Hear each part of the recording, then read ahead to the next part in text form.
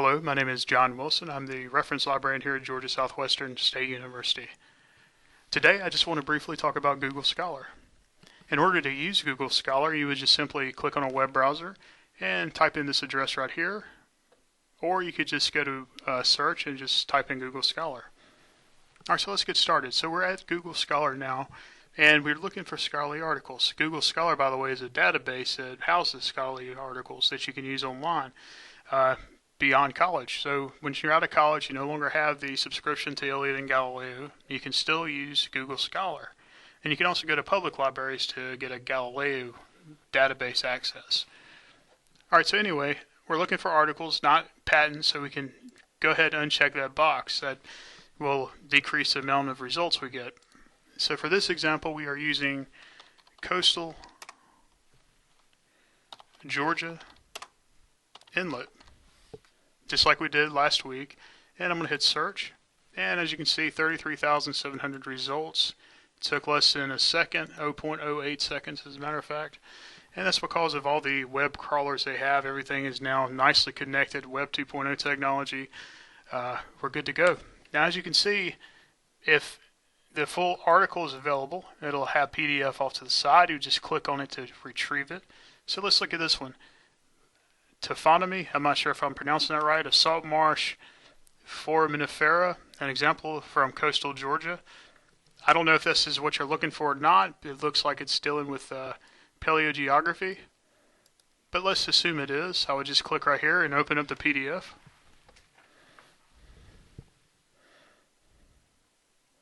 So here we have this article right here, and if you read it and you really like it, right, this person, just like you, used references to construct this article.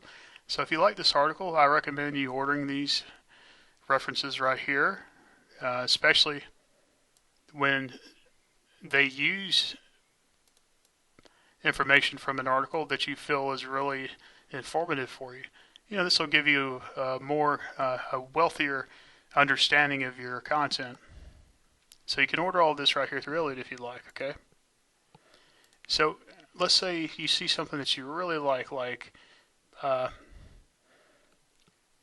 taphonomic redistribution of mollusk shells in a tidal inlet channel, Sapelo Island, Georgia. So let's say we like this. We don't see a PDF for it. How can you get it, right? So you can click on the headline here, okay? Now, you can either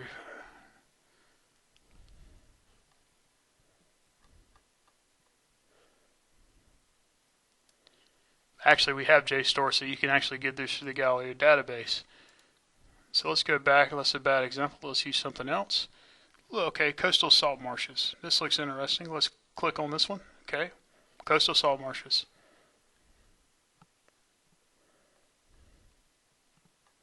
Alright, so here we have a little bit,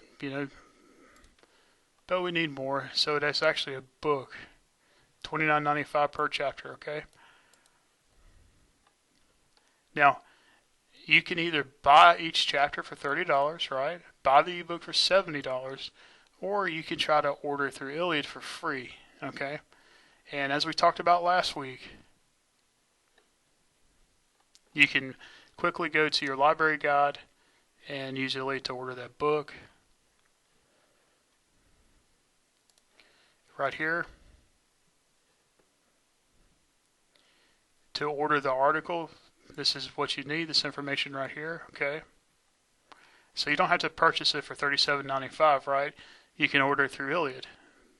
Volume, issue, date, pages, source, title of the article, authors. That's all you need right there, okay? Just go into Iliad, plug in that info, and get it. Alright, so we have 33,000 results. You can look through all this, but there's also ways to refine it. This is a database. Unfortunately, this database is not as good as Galileo, but you can still refine it, and let me show you how. So you go right here to this arrow, and you click on Advanced Search. And as you can see, we're looking for articles with all of the words, but we can change it to with the exact phrase Coastal Georgia Inlet, or with at least one of the words, or without the words. So, for example, if you didn't want any hits on Florida, you can have without the word Florida, and that would eliminate articles that involve Florida as well. We can also look at these words appearing only in the title of the article, for example. Or we can look at the return article's data between, and you can choose a specific date.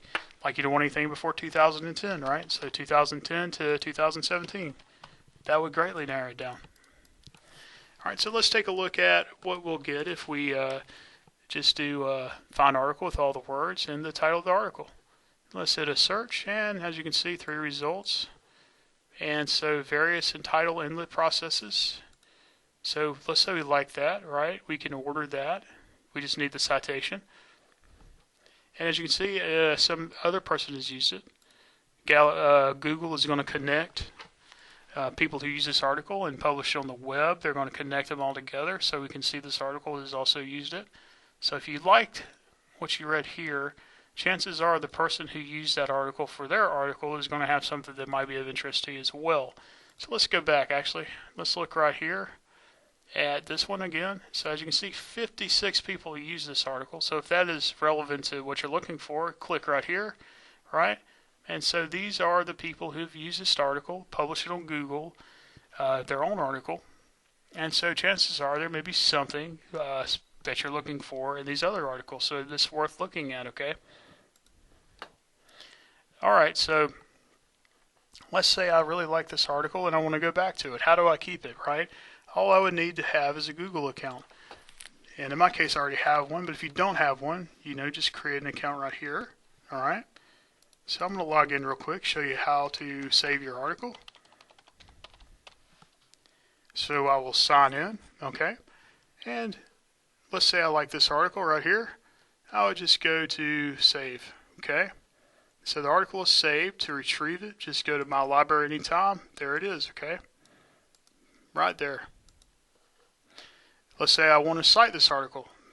I just hit cite, and it'll choose the different citation styles, in this case APA, or whatever style you decide to use. Maybe you're using something that's not available. But in any case, it's going to give you the information you need. You just want to double check, since it's a computer-generated reference, that it's done correctly. Okay. Alright, so that's going to wrap it up for Google Scholar. Let's take a look at something else now. Let's quickly look at USGS, in case you haven't heard of it. This is a government publication, a government website, and it's just a good place sometimes. The United States Geological Survey. Government agency is the word I'm looking for. What I'm looking for. So we would type in, let's say, coastal Georgia. And it's going to pull up information as related to coastal Georgia, right? And so we can look at this data, right? If we want data, click here. It's going to narrow it down to 70 bits of data retrieval, 89 bits of news. Okay. Publications, 237. Wow, that's nice. All right. Also web pages. So we can really narrow it down quite a bit, right? We can select our location here. So Georgia Water Science Center. Okay. So we can select the year, right? Select file type. So this would be a good place to look as well, USGS, okay? Science for a Changing World. Alright, so let's take a look at one last thing since we're looking at Georgia. Okay, we'll go to Galileo.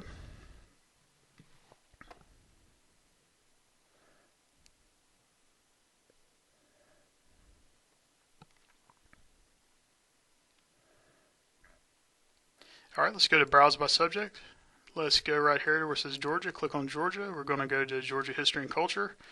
And what we're looking for is going to be New Georgia Encyclopedia. This is a tertiary source, which would be a source that uses secondary and primary sources to make just a broad general statement about something. So let's once again type in coastal Georgia here.